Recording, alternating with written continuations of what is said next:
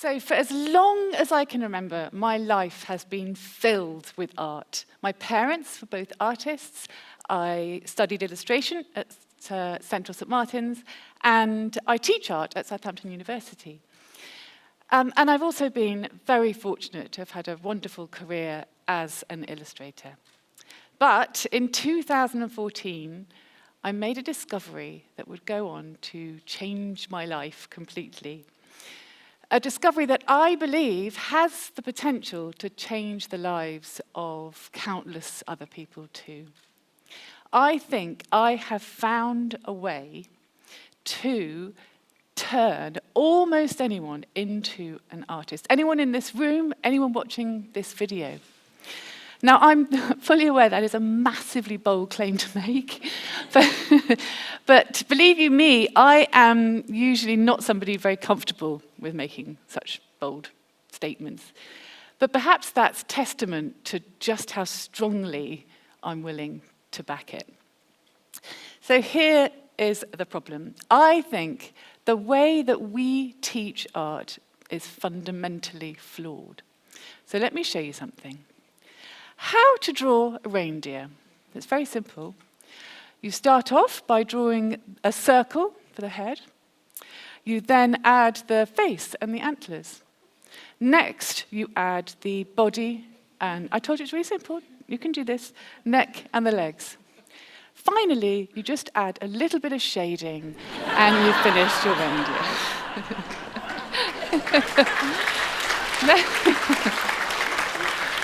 Current methods like this just vindicate. The teacher who told you you were no good at art at school was right, and you put down your pen forever. Because it matters what the end result looks like, right? You don't cook just for the process. So to me, saying it doesn't matter what it looks like, it's the same as saying it doesn't matter what it tastes like. It matters. It really matters. We don't draw or paint as adults because there are simply no instructions. You wouldn't get into a car for the very first time and be expected to drive across London. And you wouldn't wonder why you weren't fluent in French after your very first lesson. It really matters because we don't draw and we should be drawing. So I first became aware of this hunger and this insatiable need for drawing and painting and how to do it when I started to share my work on Instagram. I was met with this barrage of questions. How do you do that? What pen do you use? What paint do you use? How did you paint those trees? We've got this fundamental belief that art is unteachable. And so many people shy away from art classes because they say they can't draw. But they wouldn't say, oh, I'm sorry, I can't come to your learn to knit class because I can't knit. It's not unteachable. So all I did was to tell people how I do it. So I may have given away a huge trade secret, and I'd probably be banned from the magic art circle forever. But it worked. It worked not just in my studio, but en masse online. People following a YouTube video instead of the real me were able to achieve the same impressive and rewarding results. Then, during COVID, the dam really broke. It was clear that we were really onto something quite special. I was now reaching a massive audience, and I started to get letters and messages from people who were having a pretty tough time in their lives, people who were housebound, people who were undergoing cancer treatment or suffering from depression. By entering a flow state and by taking them away from their pain, away from their anxieties, was having a hugely positive effect on their mental health. Introducing people to art later on in life reconnects them with the pleasures of creating as children. And it's addictive. People can't wait to develop their skills further. And it's empowering. It's confidence boosting. And it's mood enhancing. And yet all I've done is reveal these methods that, like myself, artists have been using since time began. So let me tell you something that you might find a bit surprising. As a professional illustrator, I very, very rarely draw from life. So for this illustration of a pop-up House of Parliament, I most certainly did not. I am far too British and self-conscious to set up an easel opposite the Houses of Parliament. I'd have people throwing money at me and filming TikTok, so no thank you, definitely not for me. So what I did do is I took lots and lots of photographs and I copied from those photographs. I then went on to illustrate New York in pop-up, which was an even more challenging book because there's a lot of bloody windows in New York. Not being in situ, I was given access to the image libraries and photographs by the companies inside the buildings. And, again, I copied from those photographs. Now, I love the Gehry building in all its contorted contemporary glory. But let me tell you, as an expert, it is flipping hard to draw. So what I did do is I took an image from their image bank, I reversed the image, and I drew faithfully over it in pencil. And then I turned it over and rubbed over the back with pencil, a little bit like you used to do in geography with maps. And that gave me a transfer that I then drew over with a rotring pen. This guaranteed a 100% accurate image, which was vital as every building's legal team was to approve each image. So even the Renaissance and the Pre-Raphaelite artists copied and transferred and cheated. They would draw their compositions really quite roughly onto pieces of paper. Then they would rub charcoal all over the back of the paper, position it onto the panels they were to be painted on, and then draw over the correct lines, transferring the right composition to be painted. Artists such as Chuck Close took a photo and copied square by square that photo, often to a larger scale. And this method is used really widely, even today, amongst portrait artists all over the world. So if the professionals are cheating by transferring or copying, then why aren't the rest of us? I'd like you to take a look at these beautiful lobsters. Every single lobster, as you'll see, is different. Every outcome is different, never the same. And this sense of individuality results in agency, which is really important if the attendee may be feeling just a little bit out of control in their lives. Now, every single one of these lobsters was created by somebody who was convinced they could not draw. So how did they do it? What is this secret method? So remember the Gehry building? It's exactly the same technique. And so what they did was they were given an image of a lobster, and then they drew over the lobster using a pencil, and then they scribbled quite firmly over the back to transfer the image, just like the Pre-Raphaelites, onto paper. And then they're free to just explore the magic and wonder of watercolours.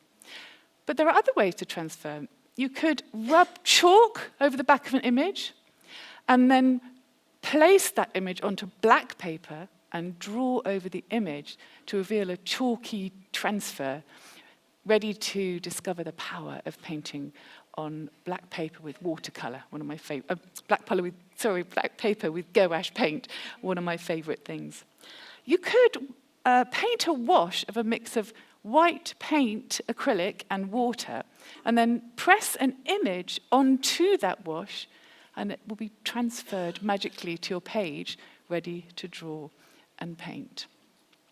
So of the over 200 projects like the lobster that I've created, every single project has a cheat, and every single project has a full set of instructions. So right from the onset, there is a complete sense of freedom. There's no artist block. There's no sort of fear of failure. However, there is autonomy, because each and every image is completely set out for you, and you have a blank page and all your materials, but that blank page, no one else has put a mark to that page but you. And people do become artists. They go on and they are excited to develop their skills further. And what's really interesting is just how addictive it can be. So, can you guess which group is the most resistant, the most truculent at the start of these classes? Is it the NHS consultants?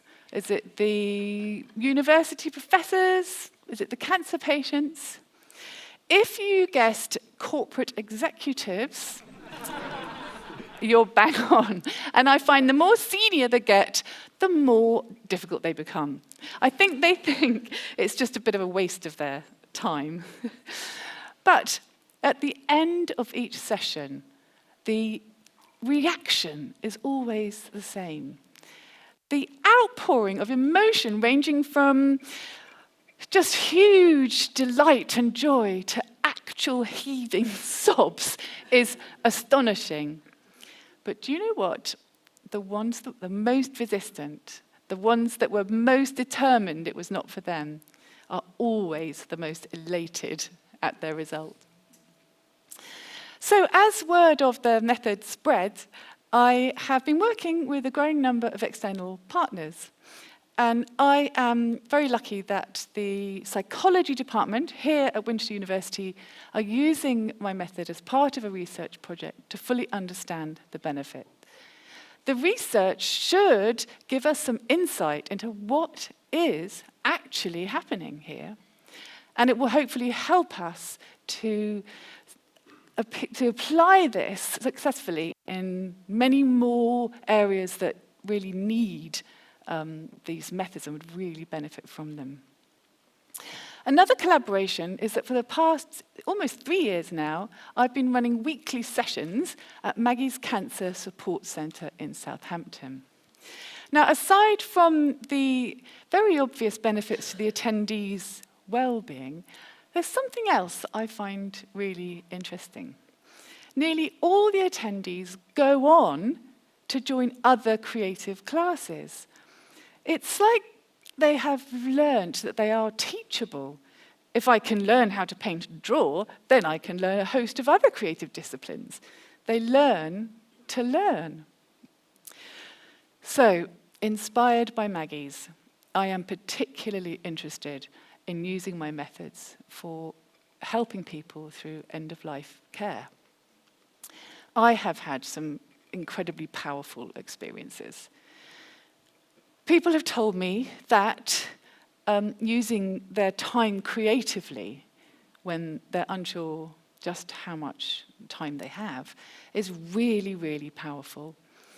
And not just because it distracts from the inevitable, but also, what's really interesting, is the paintings become conversation pieces. And so awkward silences and difficult conversations, I mean, goodness me, what do you say? Turn into conversations about the art that they have created, celebrating life even in the face of death.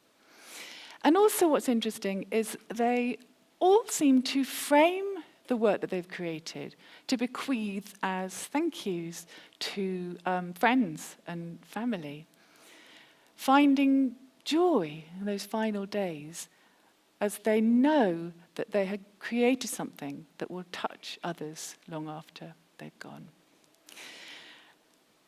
It's also been incredibly useful for those who are bereaved. This is Sid. So Sid comes to Maggie's as part of our bereavement support. And sadly, at after 55 years of marriage, his wife died of cancer. And in Sid's own words, "I've put my framed lobster next to the television. It makes me smile every time I see it. It's the only thing that makes me smile since my wife died." And Sid was positively euphoric when he finished his painted lobster. And there was something about Sid seeing something he had created in a frame that was incredibly empowering. So this is why I do what I do. And having spent my whole life creating art and appreciating art, now my greatest passion is helping people find their inner artist. So let me end by inviting you all to find your inner artist. Take a shortcut. Cheat a little bit. And discover how creating art can really, really enrich your lives, because I promise you it will. Thank you. Amazing.